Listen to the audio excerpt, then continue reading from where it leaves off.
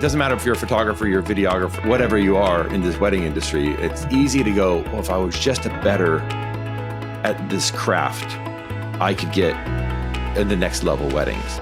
But it's the business. Digging into the business is the game changer.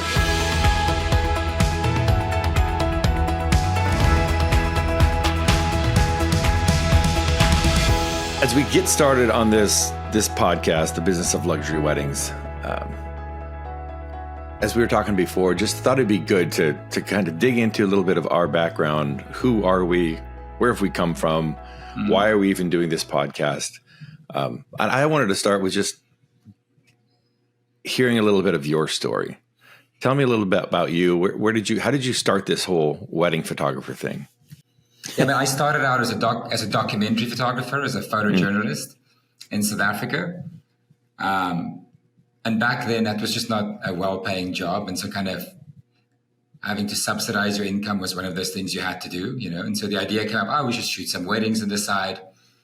But from the moment I considered my first wedding, I said, no, I don't want to do this, whatever was the norm in South Africa at that point for wedding photography, typical wedding photography. Let's approach this like a fine art exhibition, you know, like a project. And so from the beginning, that was the goal. So anyways, shot the first wedding like that, blew the budget entirely on the production because of that grand vision. And then long story short, ended up in the States a few years later, moved for a girl and, you know, came to Colorado. And when I came to the States, the market was just another beast, a whole nother level. And so very quickly, I'm like, oh, wait a minute, I'm done with photojournalism. There's a whole nother direction here. This fine art, back then at least, fine art wedding, curated, the best. I can do this year and only this. And obviously, that's just the vision, right? Because for many years, that was not the reality. The reality was, especially the first few years, scraping by on $500 to $2,000 weddings, you know? So, I mean, that's also worth considering just as we talk about this. We've come the long road from zero to enjoying an incredible life now, but it's been quite the journey. Anyway, and so ended up in Colorado shooting weddings, and one of my main competitors was you, right? I was going to be a physician. So I had this whole college pre-med, even went as far as to get a master's degree in epidemiology. Hated it. Hated every part of that, of science, of that whole thing. I mean, there's a part of my brain that likes the analytical, the problem solving of that, of science, but all the while photographing, like that was just something I did as a hobby. At some point I ended up as a teacher, and I taught high school PE and visual communications for about 7 years. And part of that, I brought a wedding photographer into my classroom because I wanted these kids to kind of understand, like, photography is an actual career. I was at a private school. Like most of the kids there were students or children of physicians. So I wanted to give them a broader look at what photography could be. So I had a wedding photographer, among other people, some newspaper people come in, et cetera. Ended up spending about 3 years, every summer for 3 years, working with Alex Abercrombie, this photographer that came in, who was a wedding photographer. And that's kind of how I started. I was a second photographer for almost 3 years, and I would shoot my own stuff here and there for a very similar type of price, right? $1,000, $2,000, maybe. Even. At some point, I moved to Colorado. I think that was 2004. I moved to Colorado. I photographed my very first wedding in Colorado. And that's really I guess when I put up my shingle and said, I'm going to be a photographer, was when I moved to Colorado. That first wedding was a mail order bride, literally a mail order bride wedding. This gentleman had used some service, I don't know, and marrying this Russian girl. And I was hired to photograph it, and it was a wild event, which I won't go into, but I think that was the start of my quote unquote professional career. Worked my butt off, and I think that was maybe 2 years later that you came to Colorado. I don't remember what, or maybe that's when you became on my radar. I think you came to my studio. I had a studio at some point. Yeah, I think that was the first time we met. Is you came to my studio in Colorado. We had lunch, and I was like, "This guy, he's a competition, but he's a good guy." But that's kind of how I got into wedding photography. At the bottom. Yeah. For many photographers, this is a self-taught career in many ways. Yes, there are photographers in weddings that have gone to school. I mean, you're a good example. You went to photo school. Yeah. There are some great people that come into it really knowing what they're doing is from a photographic standpoint. And others have come in just like, I don't know anything, but I love this medium. I'm going to teach myself how to do this. Yeah. Which is cool. And with that said, every bit of like value and knowledge we have has been through experience. All of it has been earned and figured out, and like hit a ceiling and like, okay, figure it out again. That's not working. Figure it out until you get something that works. And now you're like, okay. And this is what's kind of happened for us, 15, 20 years in, like, oh, wait a minute. This works for that and that. And so then it's also just what's been neat for me as we consider our background and our stories. Is just that idea of becoming an expert in something, that like giving anything that 10,000 hours. It's something that I tell my kids. I'm like, find something and give it 10,000 hours at least. You'll be rewarded for it. Doesn't matter what it is. If it's cooking, if it's gardening, if it's the squat, like something as simple as a squat, right? I've been squatting for 30 years. Like 5 years ago, it's like I hit my hours. And I'm like, oh, that's how you squat. Right. And it's the same. Yes. It's the same with all of this stuff, photography and business and life, right? All of it. So we've come a long way, right? Come a long way. Yeah. And it actually wasn't what we were each in this business for 10 to 12 years before we actually decided, hey, let's do James and Schulze.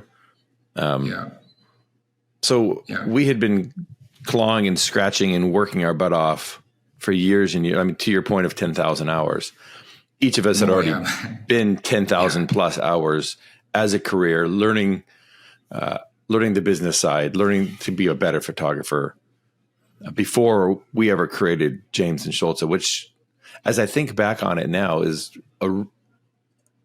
how often do you have this opportunity to have 10,000 hours at something, but then to start from scratch again? Yeah.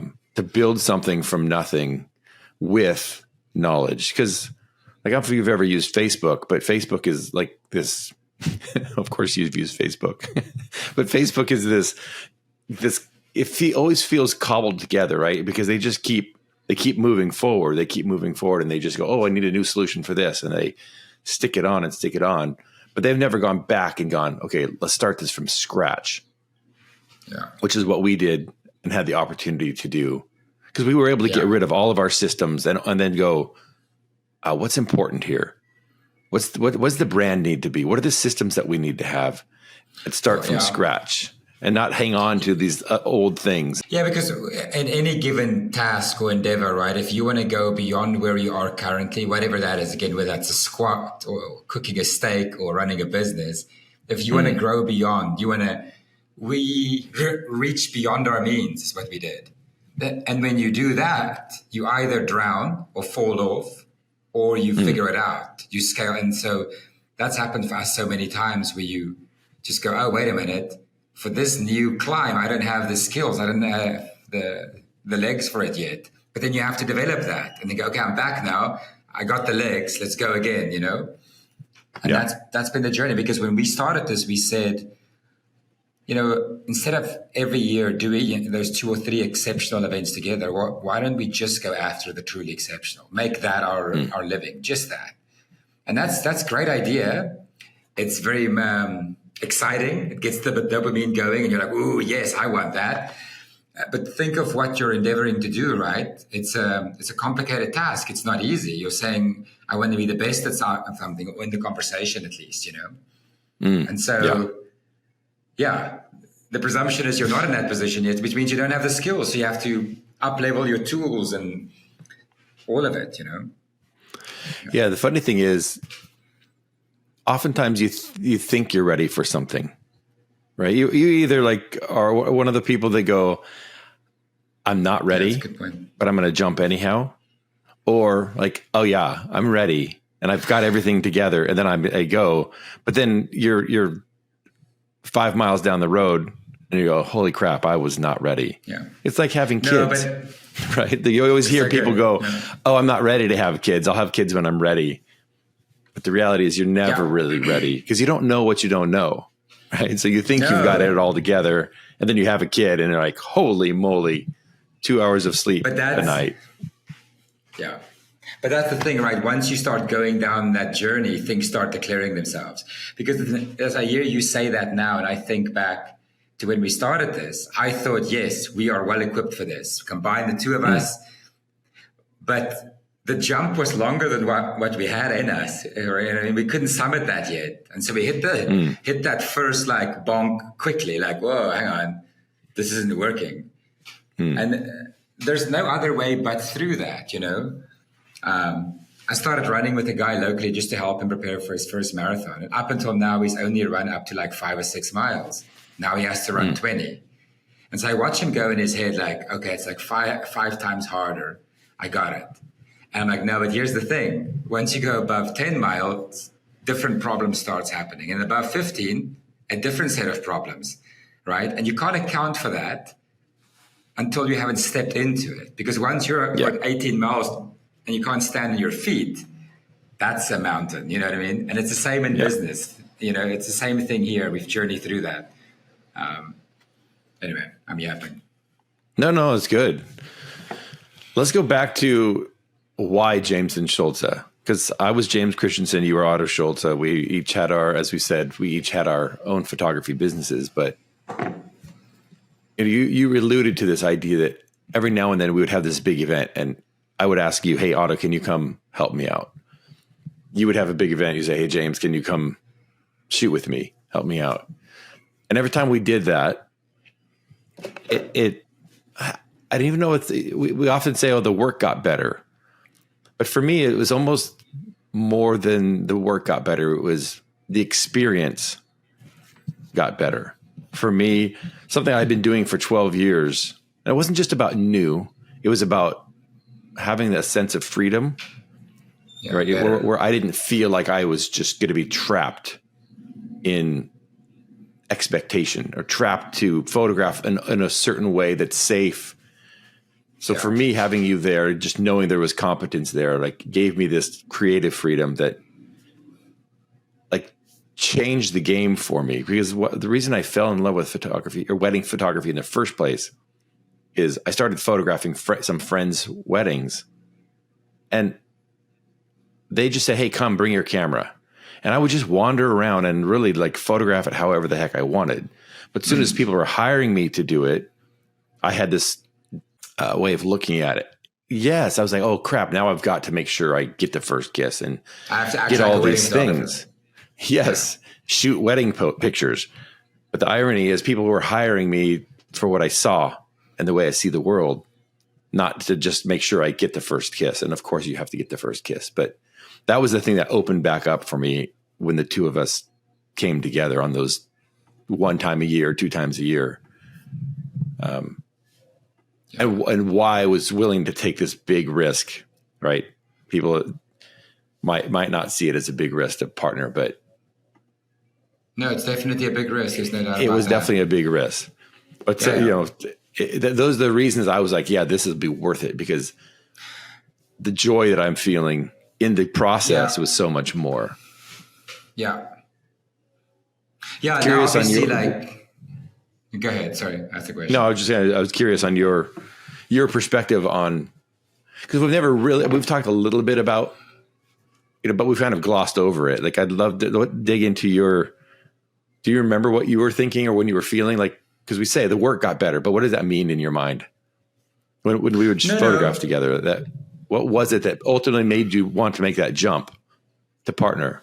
Now, I've shot with lots of amazing second photographers, as have you, like good friends. People are like ridiculously talented photographers. So But this is different. This is like a very similar and a very different two people coming together. And so it's antagonizing and complementary, right? So, and that's a good thing. They strengthen that. So, yeah, the biggest thing for me that changed was up until that point, I had felt like a creative, like an artist that also had to run a business. And so the business side of it to me was very uninspiring. And I was just ill equipped, I felt like. I was just going off intuition, you know?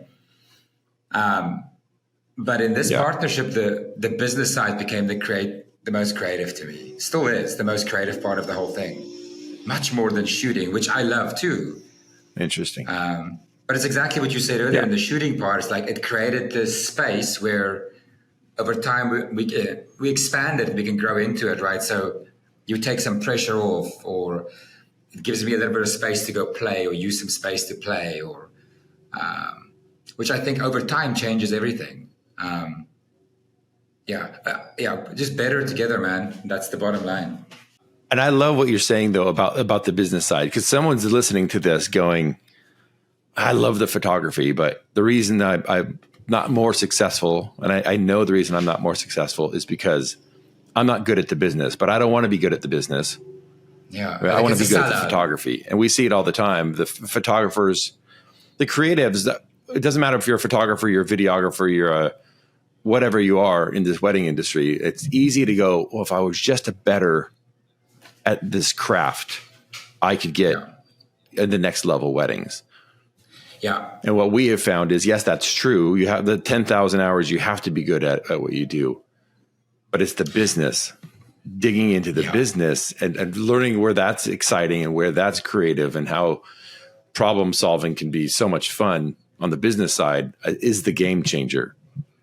Yeah. And once that's when my life changed, just when that became the emphasis, the business side, because now that affords you the freedom, time and financial to be an artist. But I mean, we know this old adage of the struggling artist. There's a reason for that. It's because artists for the most time get sucked into themselves, right? And everything other than that feels not real, not true, like a sellout, like making money, studying business principles, calling it sales, like yuck, gross, the artist says no. I'm like, I get it, man. I get it. I am you. But like the goal of a business is to be a good business. And then there is space for you, even in a wedding day of 10 hours plus. You can be a well-oiled machine serving your client's interests first and the team and all of these principles that we've learned. And there's still plenty of space for you to be an artist there. But anyway, this was a game changer for me. And I was like, oh, wait a minute. The photography side's covered. I need to get better at business. We need to get better at business. And then flip, we found out we really love that. It's really enjoyable. So, yeah. Yeah, it's interesting. Like we almost have opposite. We're both sharing both reasons, but we almost have opposite reasons of why we originally made this partnership.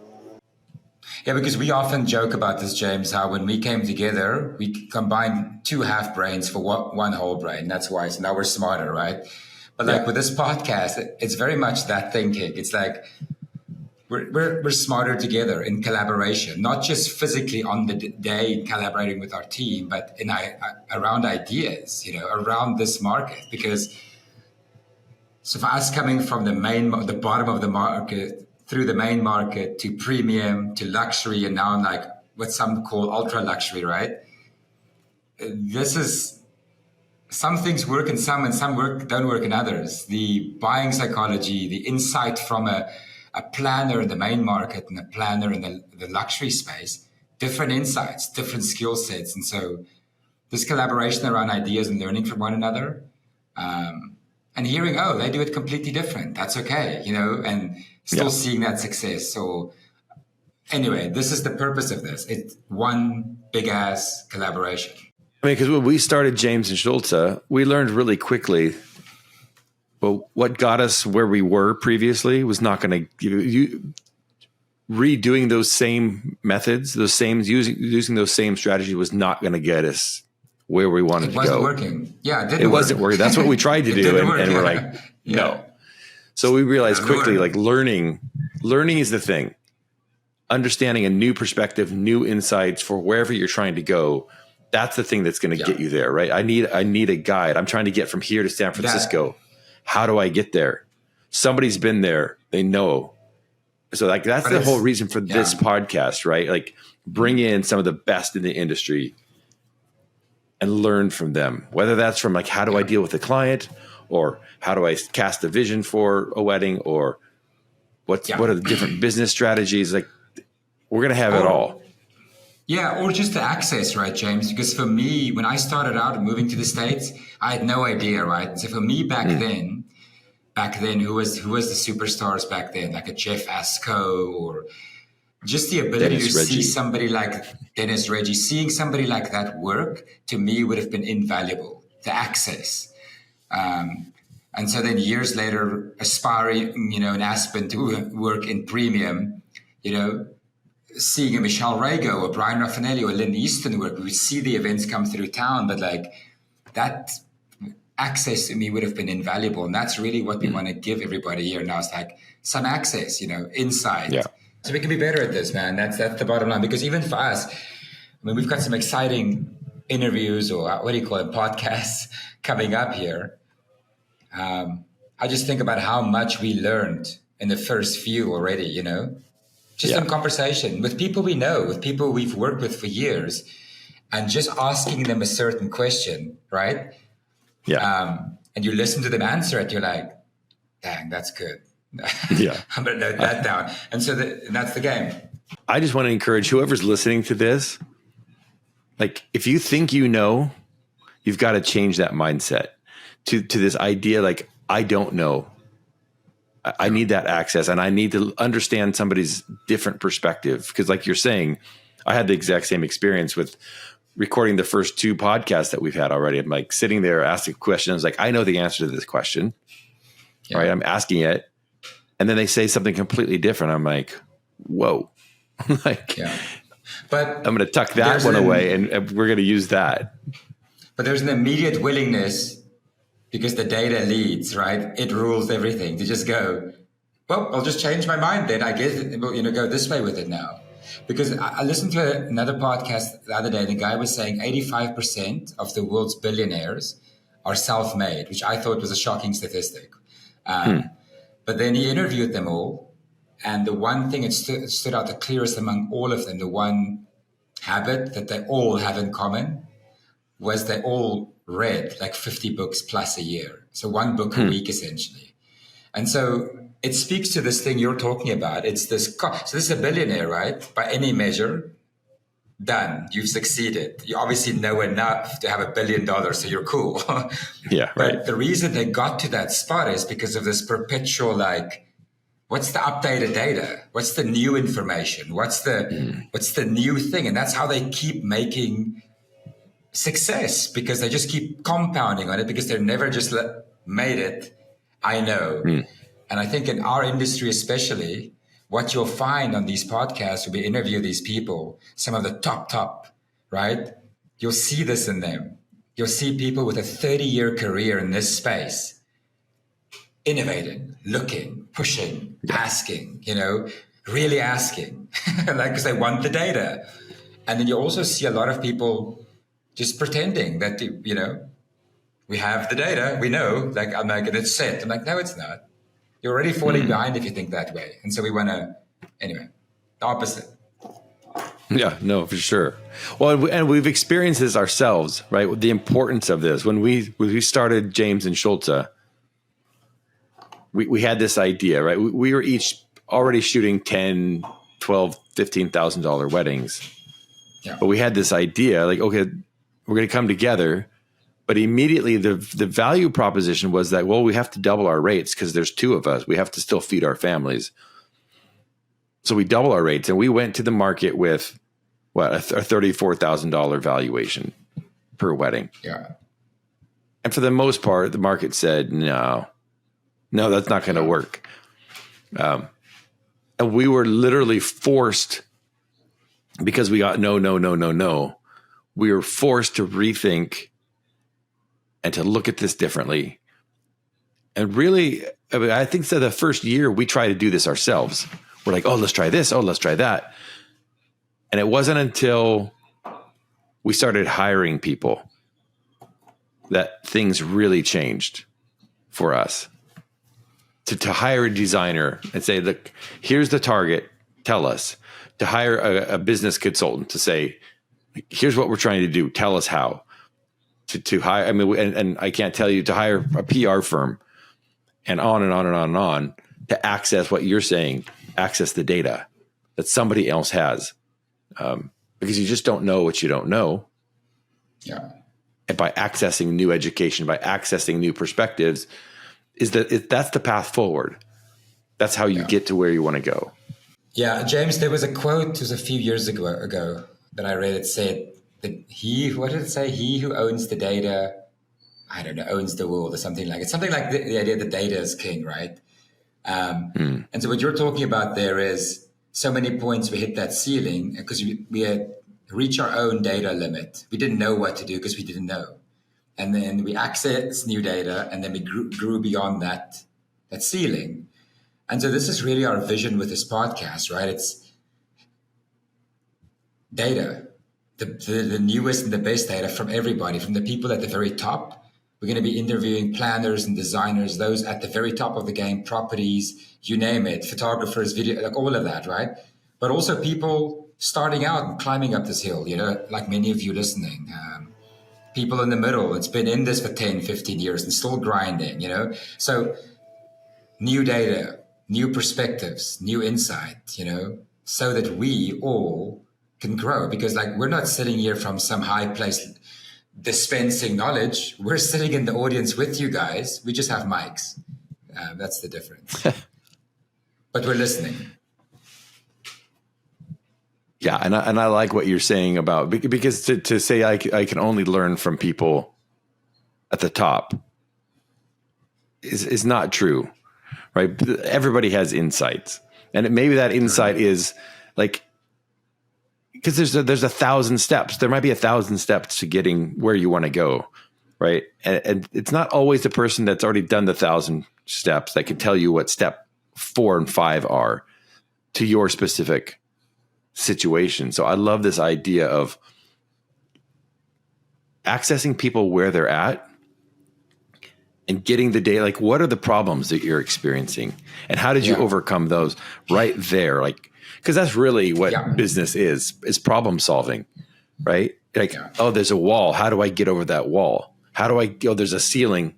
Whether that's the glass ceiling. Oh, it's mindset. Oh, it's a business strategy. Oh no, it's like, you simply don't have the right systems in place. And, and every problem has its own solution and at different levels. So I just love this idea of being able to learn from everybody. Yeah, totally. And we're going to do it. Yeah. No, and you need all of these points because I always think in analogies, right? And so I just did that ultra race. And so I think of the context of that. The leading guys that won the race, in half the time that it took me and everybody else, in the race itself, they are of no use to me. Like James said, I can't learn anything from them. They're so far ahead, they're on another level. But if I now finish this race, or I don't finish it, but I try, I get up this mountain, I go for it, but that's my first one, my 10th one. After that race, I can now learn from the leaders and from you know what I mean? On the course, I'm in the middle of the pack. Whoever can help me now, hey man, you need some salt. You need some water, put some ice in your head because they're helping me right where I'm at. And then afterwards, you can look at the top guy's data and go, okay, look, it took me 11 hours. It took them 6. What the hell, man? Now I can access that data from a Michelle Rago or Lynn Easton and go, okay, I hear they do this and try it.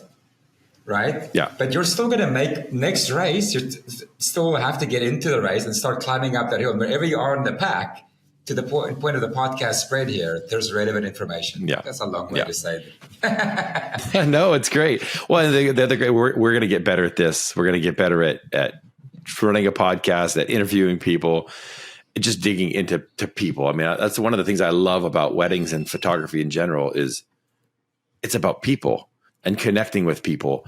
And more than anything, I think that's what I'm most excited about, like just to get to connect with people.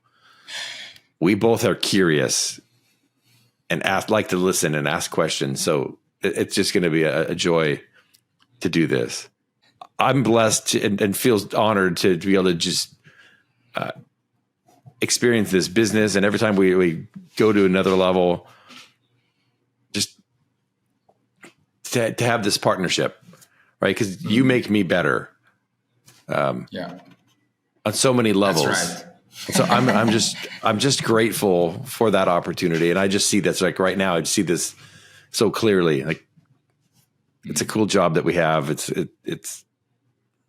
I'm excited moving forward. Yeah, man. And it's so simple, right? We're just like genuinely interested, put the right people on there, and you just let them do their thing. Yeah. Yeah. We're excited for this. It'll be a cool journey. Let's jump in. All right. So the podcast, let's do it.